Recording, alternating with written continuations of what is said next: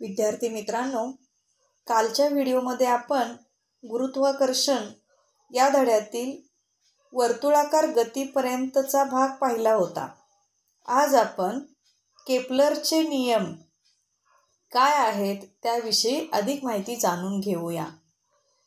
विद्यार्थी मित्रांनो, प्राचीन कालापासून नियम काय आहेत याविषयी अधिक माहिती जाणून घेऊया. विद्यार्थी मित्रांनो, प्राचीन कालावधीपासून मानव ग्रहांच्या स्थितीचे निरीक्षण करत आलेला आहे. गॅलिलिओच्या आधी ही निरीक्षणे केवळ डोळ्याने केली जात असत. 16व्या शतकापर्यंत ग्रहांच्या स्थिती व गतीविषयी बरीच माहिती उपलब्ध झाली होती.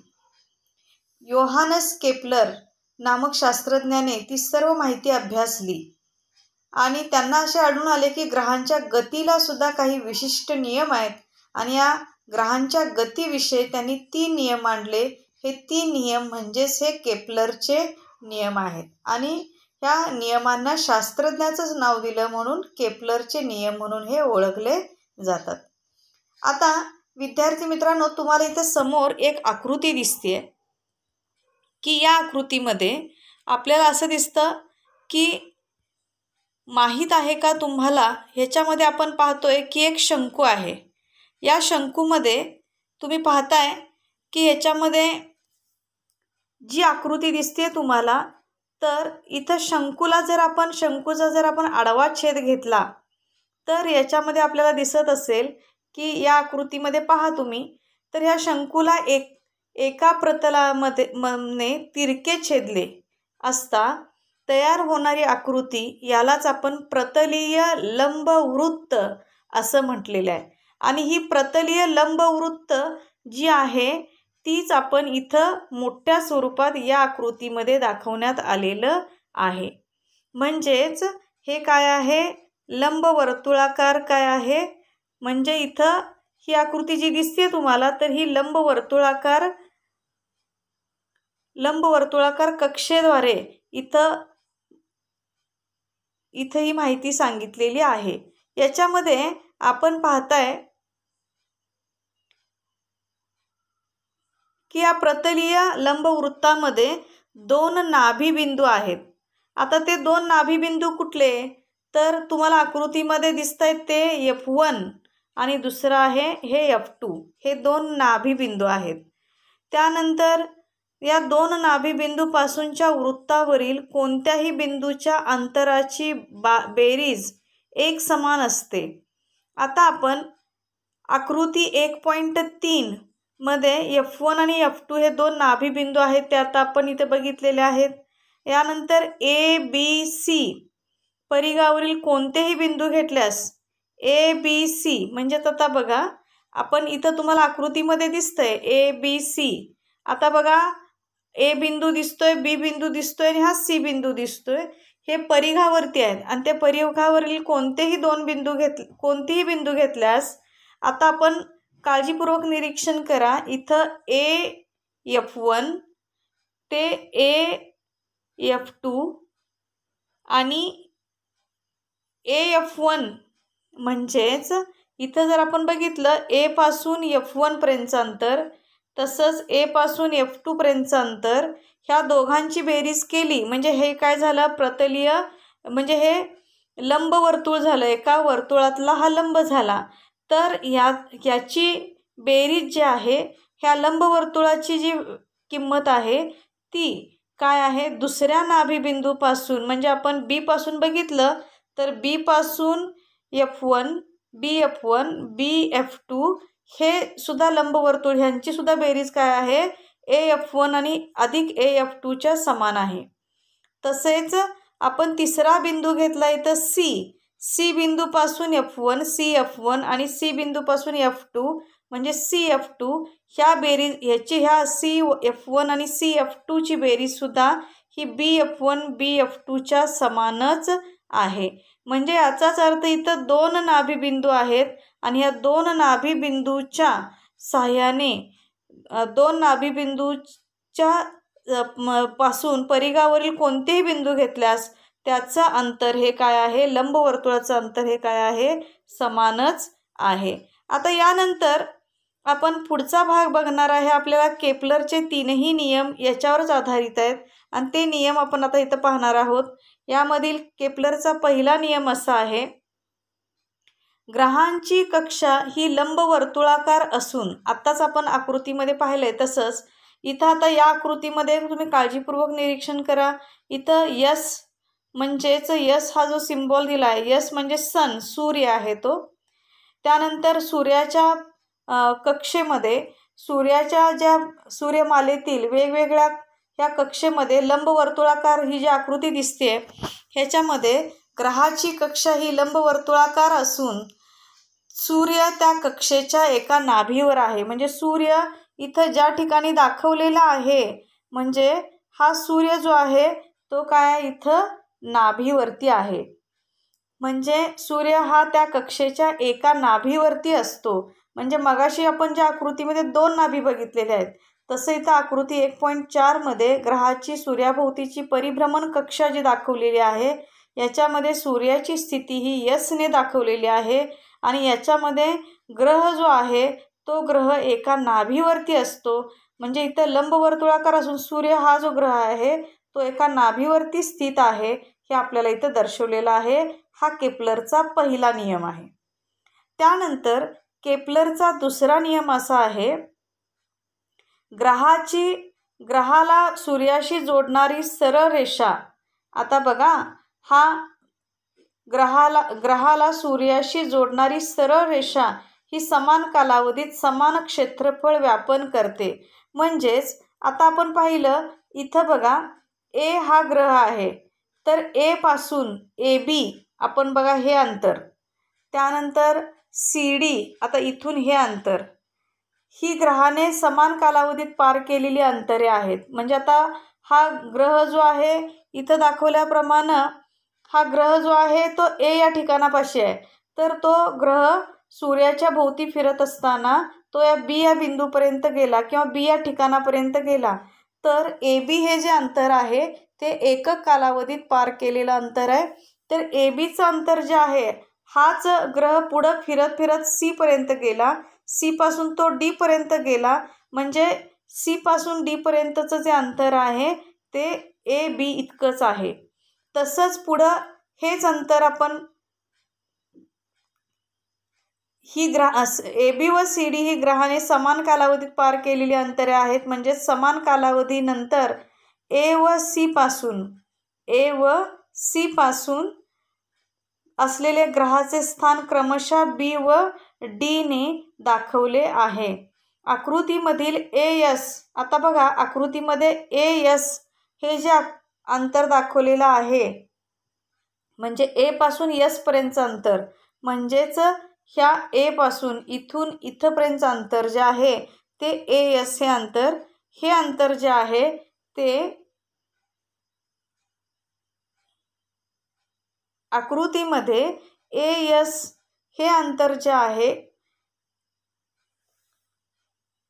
आकृतीमधील एस व एसी, एस आणि ए सी पर्यंत एस आणि सी एस या सरळ रेषा एस आणि सी एस ह्या सरळ रेषा एका कालावधीत समान क्षेत्रफळ व्यापतात आणि म्हणून अर्थात एस बी आणि सी एस डी यांची क्षेत्रफळे समान आहेत.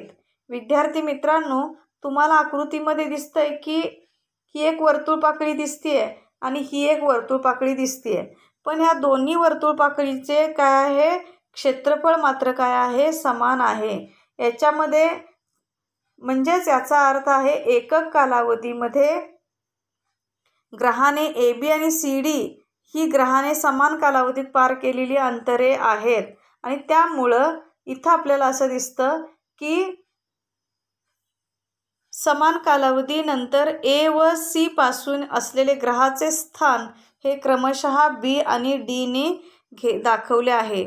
म्हणून आकृतीमधील एस व सी एस या सरळ रेषा एका कालावधीत समान क्षेत्रफळ व्यापतात आणि म्हणून एस बी आणि सी एस डी यांची क्षेत्रफळे काय आहेत इथे समान आहेत.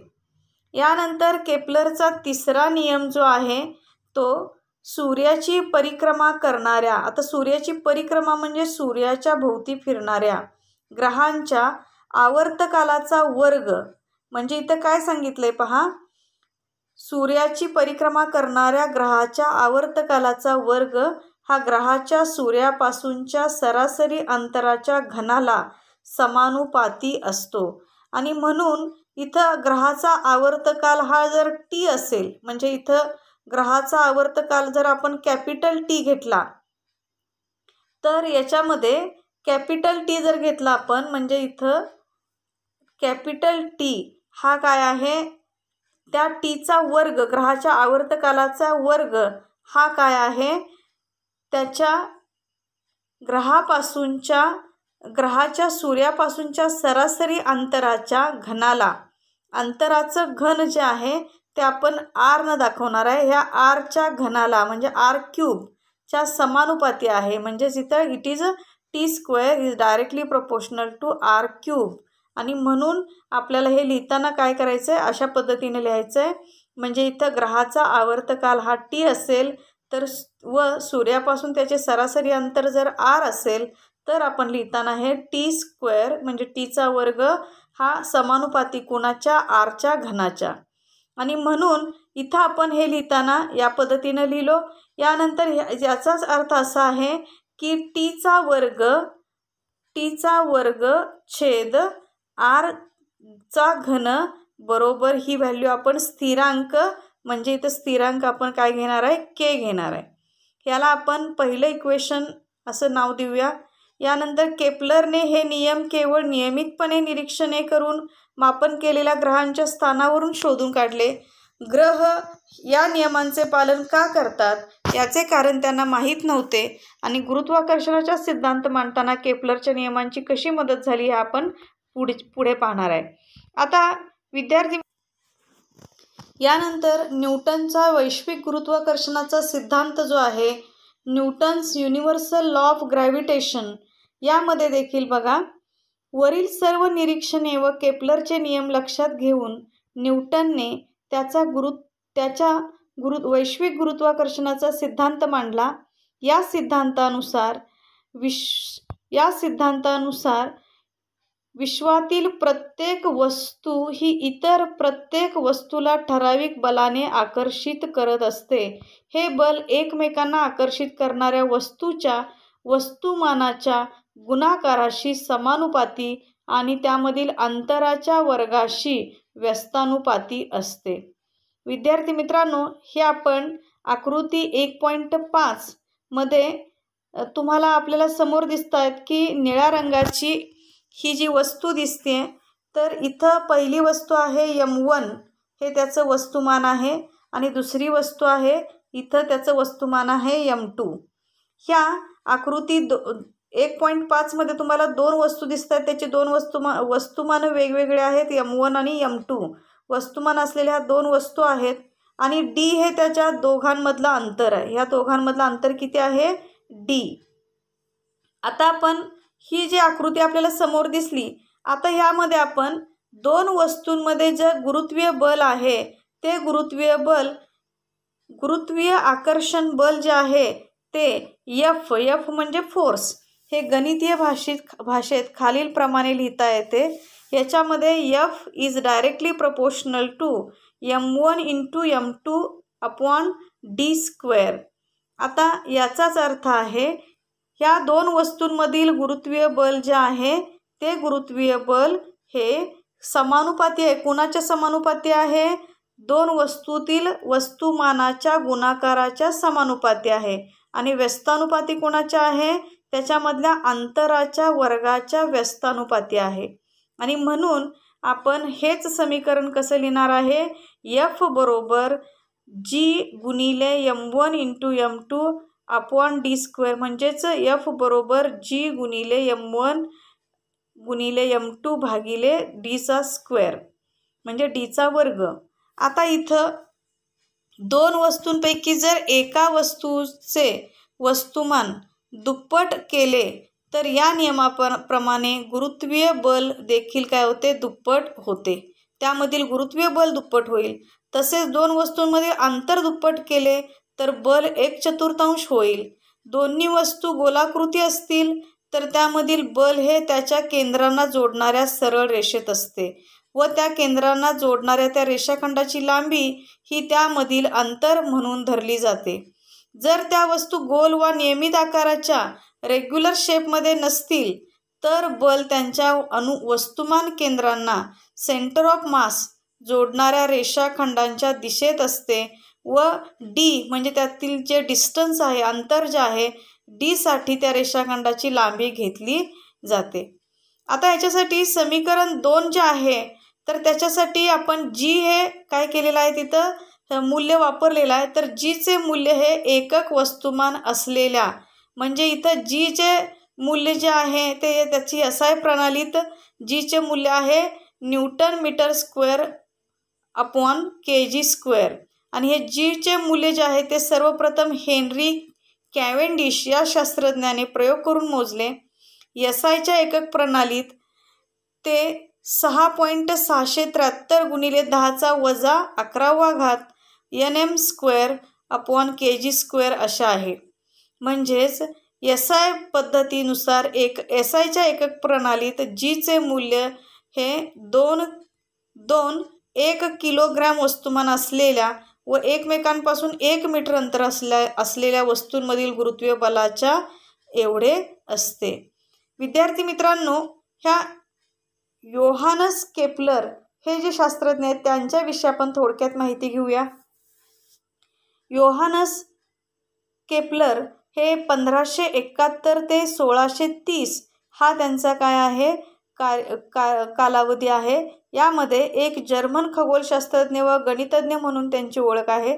सन 1600 मध्ये ते प्राग मधील टायको ब्राहे या प्रसिद्ध खगोलशास्त्रज्ञाचे मदतनीस म्हणून त्यांनी कार्य करू लागले.